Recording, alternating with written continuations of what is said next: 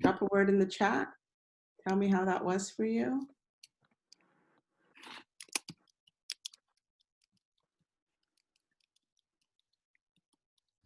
Too much. Oh, too much. Productive, exhausting, already imbalance. Uh-oh, we'll have to see if we can correct that. Nice to, yeah. It's a lot. Yeah. Yeah.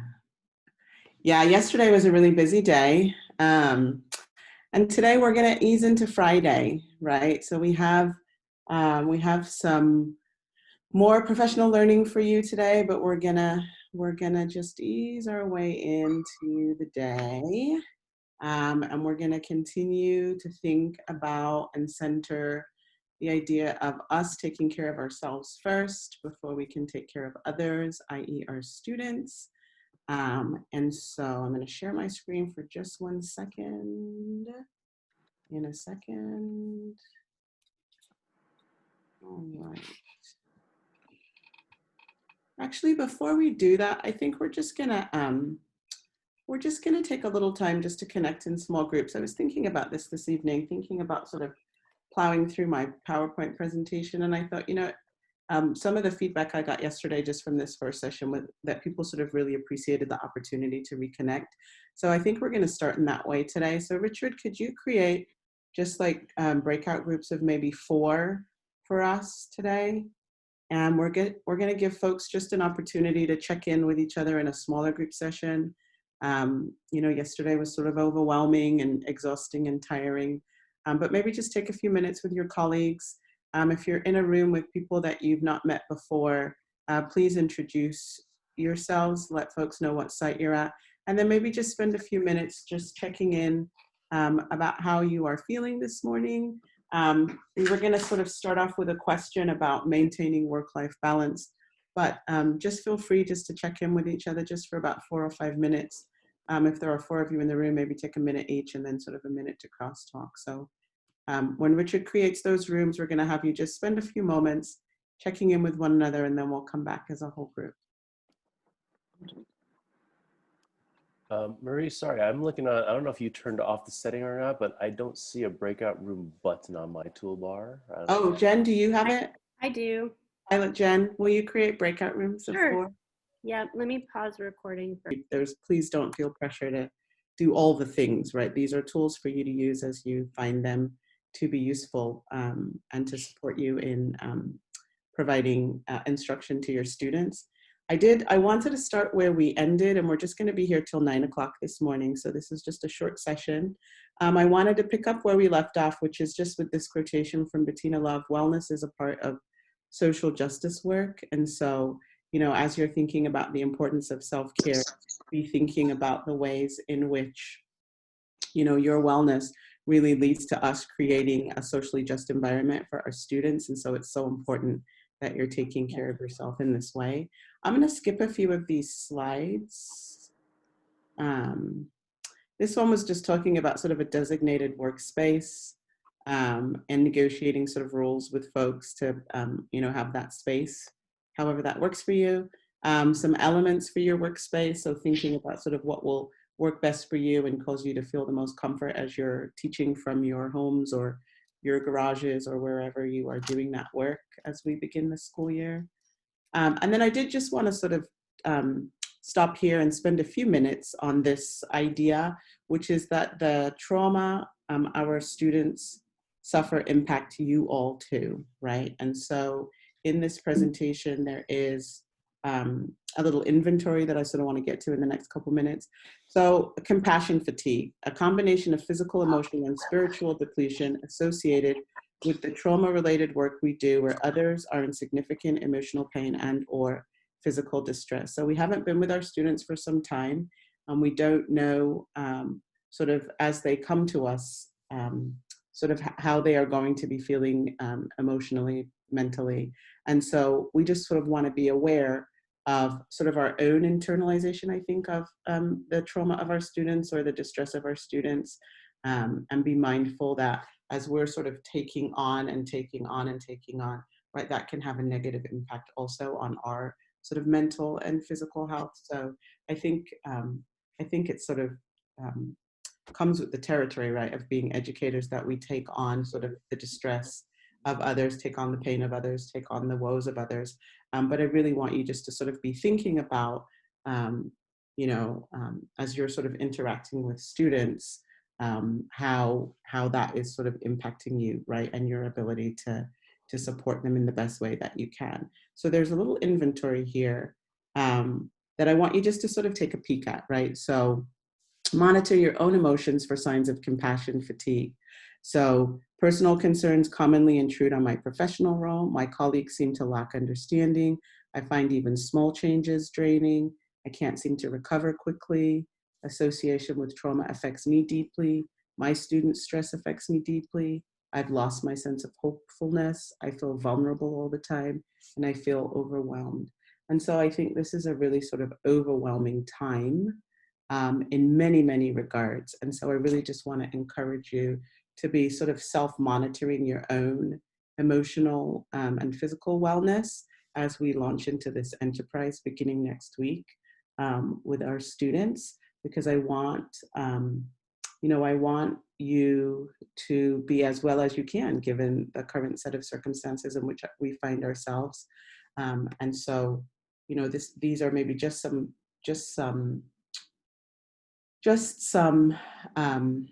sort of points for you to just sort of be thinking about, right? If you're sort of starting to have feelings of being sad or down, sort of just be checking in with yourself or be checking in with others. I think that's really sort of important too, that you have somebody to check in with. Seek professional help and utilize resources for personal support. I can't encourage that enough. We want you to all be well as you can be as you do this work. Your wellness will support the wellness of your students. And then this last one, I can't see what any of these are, but maintaining physical distance doesn't mean maintaining social and emotional distance. So we're sort of changing the language here, right? We started by calling this social distancing, and then we realized sort of the connotation of that term, and so we changed it to physical distancing, right? We in the beginning called it distance learning, and then we sort of realized the connotation of calling it distance learning. So now I always call it remote learning, right? So we're sort of trying to take away sort of the connotation that we are far apart, right? That we are not together, right? By sort of just changing some of the language that we use. So physical distancing doesn't mean that you are socially and emotionally distanced. So whatever strategies and activities and mechanisms that you can use to maintain social and emotional connection to people, I just want to continue to encourage that for each and every one of you. And it's going to look different for all of us. So just whatever that looks like for you, I just really encourage you to continue to intentionally center that for yourself as you approach this work. This is our last weekend before school begins anew. And so I hope that you will, however you spend that time, I hope that you will take some moments for yourself and just for yourself, right? To just be thinking about how you're going to step into this 2020-2021 school year with our students. And then this was just talking about just having somebody to check in with, but I think you probably do. So we're gonna skip over this. This is from the distance learning playbook. This is in the slide, so you'll have this, and it's sort of just a self-assessment to prioritize your own self-care actions. It's going to look different for everybody. But things like establishing routines or managing stress or eating and sleeping or exercising. So take a peek at this if you think that might be useful for you to just prioritize your own self-care actions. And maybe you just identify, one or two or three, and you just sort of set an intention to practice, right? To just sort of practice prioritizing that action, whichever that is for you. For me, it's going to be exercising, right? I was doing really well, and then I wasn't doing really well. And so for me, that will sort of be the thing to sort of recenter for myself as we get back to starting school. Because I know I always feel so great when I do it, and yet I always tell myself I don't have time to do it. So just picking one action that you can center for yourself, I really encourage that. And then here I'm going to end again with Bettina Love, because I love Bettina Love. And she says, teacher wellness is critical to creating schools that protect students' potential and function as their home place. Your wellness is critical to creating schools that protect students' potential and function as their home place. And remember yesterday, we just sort of quickly touched on this in our community building session, that the idea of home place is sort of a network of connectedness, right? That's sort of undergirding and supporting students, right? And that students really sort of need that home place. They need that place of belonging. They need that place of connection.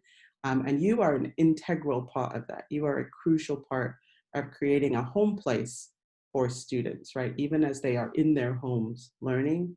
And so it's so crucial that you are centering your own wellness in order to be supportive of students, but also to be supportive of yourself, right? In order to sort of make it through whatever the next 180 days, 82 days has in store for us as a learning community. And so I really want to thank you for coming by this morning and just sort of taking this opportunity to begin your day by thinking about your own self-care. I want either Jen or Richard, I don't know if you want to sort of just talk about what's going to happen in the next session, or if you have any final comments before our next session begins. Jen or Rich? Sure. I think middle school teachers have their own PD stuff going on this morning. I don't know about the high school. Maybe Rich knows more, but I'll just be in my personal meeting room. It's linked on the email that you got. So for elementary teachers, primary teachers, if you have questions or are working on a project and you have something you want to ask about, just pop in. You don't need to submit anything on the form or anything like that. Just pop in. I don't know. Rich? So yeah, I'll be in my office, and the link is on the agenda from 9 to 11, and I have to go to the middle school for presentation. But if there's anything that we've, this is time for you to work. I've seen a lot of comments saying we didn't have enough time to practice anything. It could be a potential time for you to try stuff, and if you run into issues, feel free to pop into either one of our rooms. If it's a workshop that one of us did specifically, you might want to go to that specific person. We might direct you the other way anyways. We'll try our best to get you our answers, and you can share screens. We can troubleshoot things. So again, I'll be there from 9 to 11. Jen will be there from 9 to 11:45, have lunch. And then after lunch, Remind and Seesaw Formative, a whole bunch of other stuff. Also, I just wanted to say that our workshops from yesterday are all posted online. You can either find them on the page that matches the content, or you can find them on the YouTube channel, which is linked at the top of the professional development page. Rich, do you have easy access to the link for our website to drop in the chat? Yep. And then, so there's a YouTube icon at the top of the professional development page. And so that's a library of everything. It's not all in playlists yet, but it's all there. Or if you're looking for something on Sheets or Sites or something like that, those are also on their appropriate pages. Somebody mentioned earlier in our group that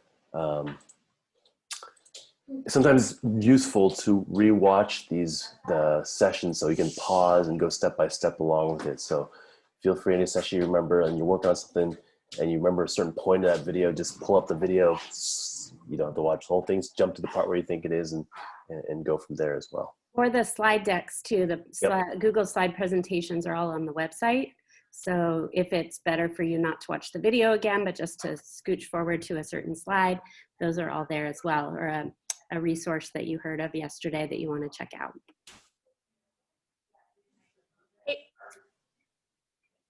All right. All right, all. Have a great Friday. Have a wonderful weekend, and we look forward to seeing you very soon. Actually, can I make one quick comment? One quick comment. Sorry. Yes, you may, Richard. I know that probably in light of yesterday's high school freshman orientation session, there might be concerns about settings that you need to do. And I feel like if you mute upon entry, which is a preset setting, if you don't allow annotation and you don't allow screen share, there's very little that anybody can do once they're in your session, right? It's password protected, and they can't yell or scream anything. They can't write on your screen. They can't share anything, right? So I'm just gonna write, like, on my slide deck, I have many of those settings that I prescribe to Zoom Bomb proof your meetings on there. And I strongly encourage, before you first Zoom session to go to zoom.us and look through the settings, log in and look through those settings because they stay set for the duration of the time you use Zoom. That's the best way to prevent any kind of, at least until you have your protocols established, you get to know your students. I would keep kind of the most restrictive environment until you feel comfortable kind of letting loose. A lot of those settings can be changed in meeting as well. You know, like again, I will also do chatting only to host. All those things you can change as the year goes or even within a session as need be. But to protect ourselves, I think, at least in the outset, to feel good about this can be a safe environment for our students, check my slide deck. So go to the EdTech website, go to the video section, go to Zoom, and my slide deck from yesterday, if you check that out, it has some prescribed settings that you should do.